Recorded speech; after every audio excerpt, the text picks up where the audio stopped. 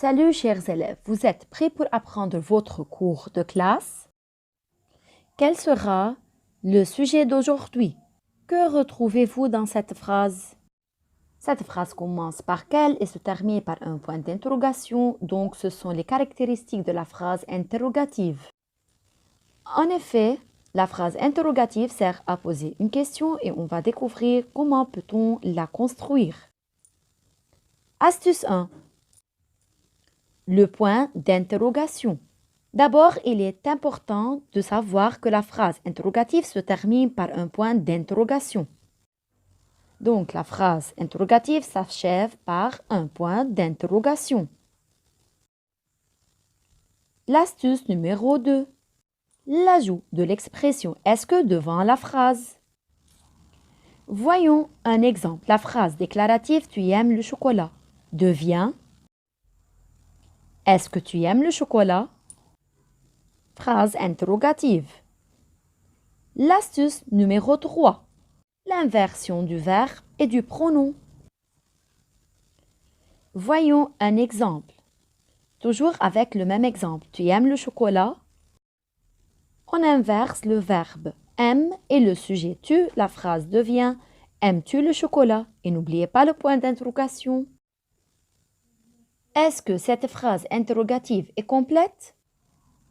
Non, il ne faut pas oublier le trait d'union lorsqu'on a une inversion. Astuce numéro 4. L'ajout d'un mot interrogatif en début de la phrase. Voici quelques exemples de mots interrogatifs. Comme, combien, quel, pourquoi, qui, laquelle, où et quand. Et plusieurs autres. Prenons un exemple. Tu aimes le chocolat? Quel chocolat aimes-tu? Pourquoi aimes-tu le chocolat? Qui aime le chocolat? Et maintenant, c'est le temps des exercices récapitulatifs. Observe les modifications subies par les phrases suivantes. On peut construire une phrase interrogative de 3 façons.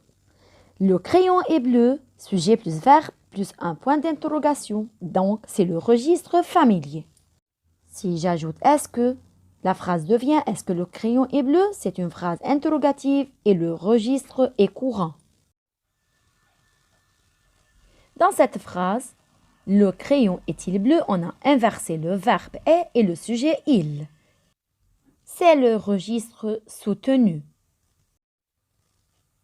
Pourquoi le crayon est-il bleu? Ici, on a ajouté le mot interrogatif pourquoi. Voilà, la classe maintenant est terminée. Je vous souhaite une bonne journée. À bientôt et attendez-moi avec une nouvelle leçon. N'oubliez pas de me contacter via eSchool Agenda. Je suis disponible pour répondre à vos questions.